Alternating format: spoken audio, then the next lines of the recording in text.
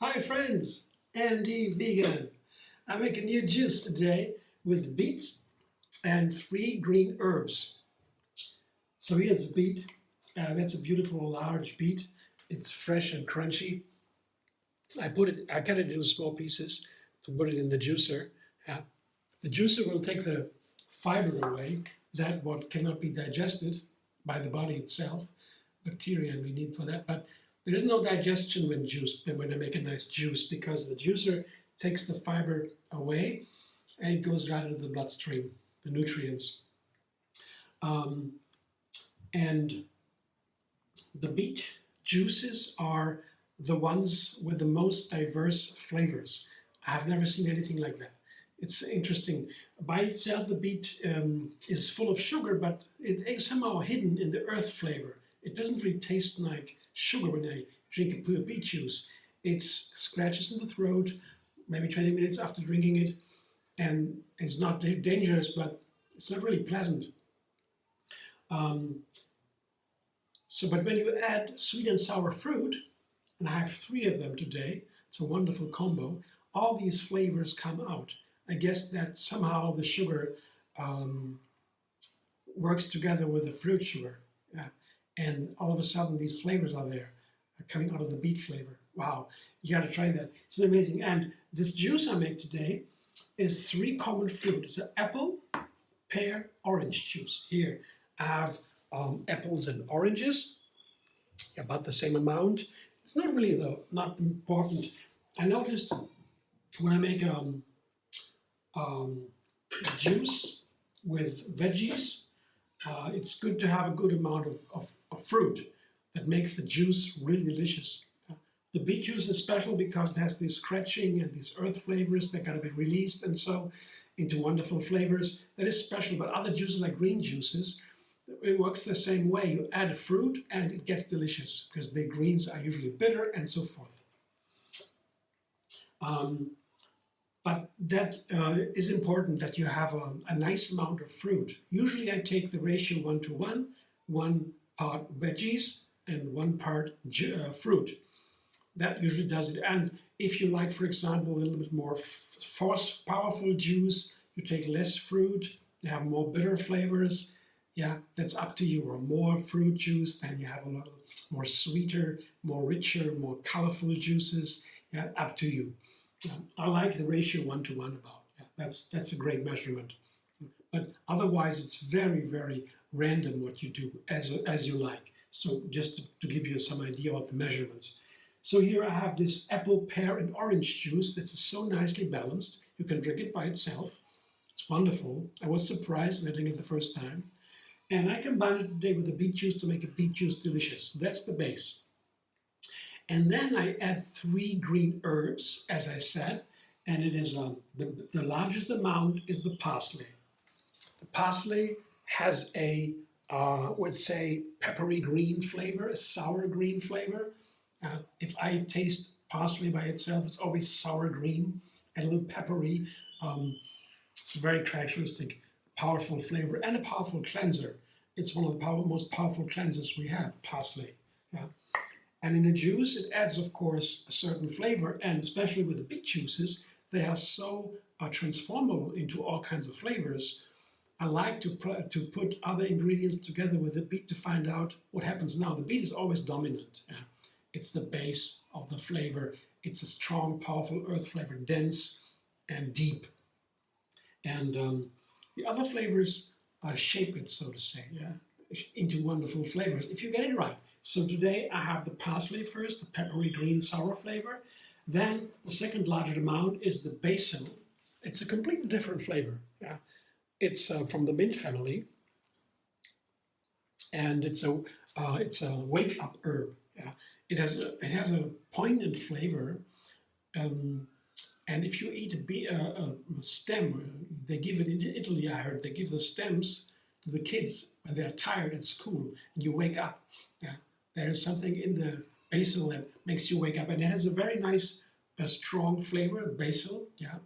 For tomatoes, perfect tomato salad and so on, we know that. But it's also wonderful together with mint. Mint is also a typical summer herb, like the basil. It's the mint family that gives it the name. There are lots of family green herbs in the family of the mint. Here I have a lot of mint here, maybe a small bunch or so. Yeah, and this together is a very nice combination, mint and basil. Both are very strong flavors, and they harmonize wonderfully. The mint is also refreshing. It gives you a fresh breath, like with the chewing gum. The mint, that's the classic. That's what it does. It refreshes and it cools you down. It's a summer herb that cools you down. In Morocco, I've seen that the guys in the wet deserts, they always when they travel, they have always big bag of mint leaves together with they make a tea of it. Yeah, so it's really cooling. It's very cool. So mint, basil, parsley. These thrive very powerful green herbs. I will combine that with the beet and the apple orange pear juice. And then in the end, it's a very complex juice today, 9 ingredients. That's a lot to do. I take lemon and ginger. 1 lemon. I hope that might be okay. I know sometimes you have easily too much lemon, but with 3 different kinds of fruit, 1 lemon might be okay. If I need more, I take more. I guess that will be enough. And I have a 4 or so centimeters or 3-4 inches ginger root. Lemon and ginger, I like to take that in juice recipes, in many juice recipes, to highlight, to boost the flavors, the natural flavors of the other ingredients. And then maybe I have some peel here, some peel from the lemon. Sometimes that works, sometimes not. I have to check. Sometimes it's too bitter, the greens are too bitter. When you put more lemon peel, it also can spoil the whole flavor, but it can be very intense. Then everything is spoiled. Yeah, really. Has happened to me already. So very careful with the lemon peel. But when you have a chance to use it and you like this strong flavor, check it out because it's the healthiest part of the lemon, right? The lemon peel. Like with all the citrus fruit, the outer colors are the healthiest part, but very intense. It's etheric oils that can evaporate, and they're very powerful, but we only need a small dose. It can be very nice. So the ginger is the fire element, while the lemon is rather keeps everything fresh from turning brown and so antioxidant. And the ginger is the anti-inflammatory. It has so many benefits. It gives really the heat to the digestion. It makes more of the other nutrients too. The fire of digestion, little metaphorically said, like the ancient Indian or Chinese medicals, they have these kind of knowledge. But it works great. So I have these ingredients now. I will juice it now, and I come back in a sec and show you the juice.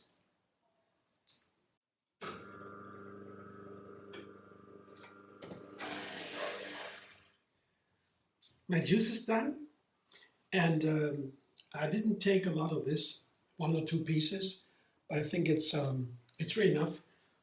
The power is very present here of all these wonderful ingredients, the 3 herbs, basil, mint, and parsley. And that really makes it powerful. And the ginger is in there, and the lemon, so they're all together. That's really enough, and to shape the beet flavor. That's the job here. The beet flavor to create a new flavor, and to get on the base of that orange apple pear juice. So lemon peel was not recommended. I would say now. Let's see. I mean, I have to drink the whole juice to understand it fully. I have to feel it to know what it does, because you just taste a little spoonful in the middle of the process. You don't really know. You have just an idea. You know where to go. But 9 ingredients are very complex. Usually when I make a recipe with 3 ingredients, it's the number that begins, where complexity begins in my understanding, because the possible variations, what you can do with 3 ingredients, how much of each and so, is beginning to get so high that you cannot easily say what is what in the end flavor. With 3 that begins to get very complex. With 2 it's very easy. So, but when you have 9 ingredients, it's really something you cannot necessarily know what's in it. You have to really refine your flavor, and so that is a complex flavor in my view. And I'm gonna try that now. Let's see what I find. So first I see the beautiful color. That is a dark, powerful, deep red, beautiful. The beet flavor is usually deep and red. When you add greens, I have a lot of greens here, gets darker and deeper even. They're very beautiful, bright, brilliant. That's what it is now. The texture is runny because the ingredients were fresh. Sometimes you want to put a soft pear in the juice. It's a wonderful pear beet juice, very simple, very nice. Then you get a creamy juice. But these pears were not so soft. They were soft, but not too soft. They need to be ripe to have the sweetness. But they were okay, and not too soft. So the juice remains runny. I'll show you that in a moment when I pour it. So color and texture are nice. Now we'll taste the flavor. Most importantly, let's see.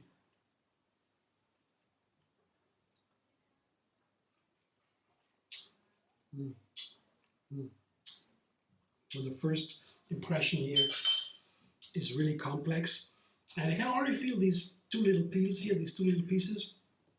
There's a little bit of bitter in the background, as I said, because the other ingredients are so powerful. So it's not needed, but it's still okay. It's not a problem. And there's a little bit of lemon there, not too much. One lemon was good. You can easily go too much. Lemon can be very impressive, very characteristic, but it's okay. It's nice. And so the other flavors are not in the foreground. They are pretty much one new flavor, but very strong. One of their sweetness, enough sweetness to balance these strong green flavors. So first idea is a very nice, wonderful, complex beet juice, very powerful. Let me see. I'll give you a look. Have a look what it's like when it flows here. You see, it's runny, beautiful color. You see that? That's my juice today, and I do that once a week. In the average, once a week I make a juice fasting day, gentle juice fasting we call it. It means these beautiful fresh juices, they make the day delightful. They're part of it. Fasting means reducing calories over time, and the body begins to process or to generate energy in a different way, kind of an emergency mode. When it has too little calories, it begins to burn ketones, smaller molecules. Usually it burns sugar, larger molecules. And so the ketosis is a very efficient state to generate energy, and the body switches to that when the energy there's too little food. In earlier days, times of humankind, that has been a normal state. And we didn't have food every day. That is modern times. We have everyday food. It's really wealthy with that. We have made a lot of progress in our civilization with that. So food is omnipresent in the rich countries, I have to say. Well, of course, there are many poor people that are suffering. Got to think of them, of course, and let's try to make them also have enough food, and so that's important. Being a vegan, having a vegan diet is one of the best way to do that, because eating plants is the most economic way, of course, to produce food, and so that's a good way to do that. So that's why also I share this message, right? Let's eat plants, and that's it, right? It's so healthy and so much fun. And then make a new recipe every day, that is a lot of fun. And fasting is to say, so it's part of all cultures almost, I would say, a long time ago, and it's also healthy. Like, in the night I go to bed, basically empty stomach is best, so the empty intestines, so that the intestines don't need to digest the food, so they can cleanse and restore the tissues, work through the memories, tie everything up. The brain releases a lot of toxins every night. So fasting day is like a longer night, but you are awake. It's a very intelligent, aware state of higher awareness, the fasting. And if you don't push it, if I don't push it, force myself to do it, I feel great. And if it's a little bit much, detoxification can be very intense, even on one day, because I do it all the time, every week and every year and so forth. And that gets deeper and deeper into the tissues, into the layers of the body and the mind. That can be very intense. And when it's too much, can it happen all the time? I don't know what happens the next fasting week. I don't know. Then I just have a little more calories, a little bit more fiber. A little bit smoothie has fibers, little salads, more light salad or light soup or so. easy to get to slow down the fasting a little bit. And what's very important every fasting day to me is drinking a lot. The 4 liters of liquid is important. Water, tea, juices, plant milks, whatever, broth, veggie broth. 4 liter I need. When I drink 4 liter, I have to count it really. I need to do that usually. Still, yeah, after all the time here. When I do that, I feel great. When I drink too little, there can be pressure in the head, announcing a headache or so, slight headache, and I don't want to have that because once it's there, it's too late to stop it. Then I can drink whatever I want. The headache still remains. I don't know how that works, but that's my experience. So when I drink enough, there's no headache. And then I'm happy. I don't like that, yeah. But drinking enough is, to me, very important. When you want to fast, yeah, you figure these things out, it's general advice. And the juice now, drinking the juice is slow to me, sip by sip, like a meal on a regular day. You don't eat it too fast, not recommended, you don't get the nutrients and so forth. And eating it slow, drinking it slow, sip by sip is important because here, this is the fiber. That's no longer in the juice. And that's what is healthy in food usually. We need a healthy digestion, healthy bacteria, gut bacteria. And the fiber is taken out, there is no need for digestion, then the resting phase begins. And then the nutrients go direct to the bloodstream, and there's a lot of sugar in there, sugar spikes the blood. That can be confusing for the system. It can be unpleasant, you feel dizzy, or whatever. It's not good, not healthy. So drinking slowly is important for that, but it's also nice because I enjoy these wonderful flavors, and as the energy is all in the body, not for digestion, 10% of the food is for the energy in the food is usually needed for digestion, that's all now free, and the senses get more alert. I can taste better, I feel what's in there, I can smell. That's a wonderful state of heightened awareness, right? The fasting days. If you do it right, I feel so great, and then the creativity comes. These juices, some are advanced recipes, and most advanced recipes, I would say, make a new one every day, but the juices are very complex right now. I know a lot about beets now, about the apple, orange, pear juice, and the herbs, how they play together. I have a lot of knowledge about that now, and it's all possible because I make a juice every day. And when I began juicing, I had no idea what to do. I began with a carrot juice. It's very easy, yeah. Carrot orange juice, a little ginger or so. That was easy, yeah. But now I can play with the ingredients. If you want to begin, I would recommend very easy to begin with a carrot juice, for example, or beet juice with a pear, a little bit of lemon or so. These kind of things, very easy. Cucumber juice with a little celery, an apple or so. Very simple things. And then you can get to know the ingredients and add more and more and vary them, combine them, and so it's a lot of fun. Because these juices here, 9 ingredients, greens and beets and all the fruit, are very powerful. They really give me a real boost of energy. All these ingredients, of course, these nutrients, there are thousands of different nutrients. They're so complex, the body is really full of joy when he gets that. He likes that. And the mind too. The flavors, to analyze, to feel that. It's a great joy. Yeah. Okay, fasting day, that's today for me. And if you like, you can also like the video, subscribe MD Vegan on YouTube, have another recipe every single day, and find me on Facebook, Instagram, Pinterest, and X. And on Facebook, there is a special fasting page. It's called TriYoga Moonfasting. The topic of TriYoga Moonfasting, or Gentle Juicefasting as we call it. It comes from TriYoga. It's from living in the flow. Yeah. Yogini Kaliji brought the flow into the yoga movement. Also, veganism is now pretty common, and she began all of that in 1980. Fascinating story. Another story for another day. But that Facebook page, TriYoga Moonfasting, has all my juice recipes and a moon fasting calendar. If you want to refine that, go deeper into it, you find the best fasting days, and so forth. I hope to see you soon.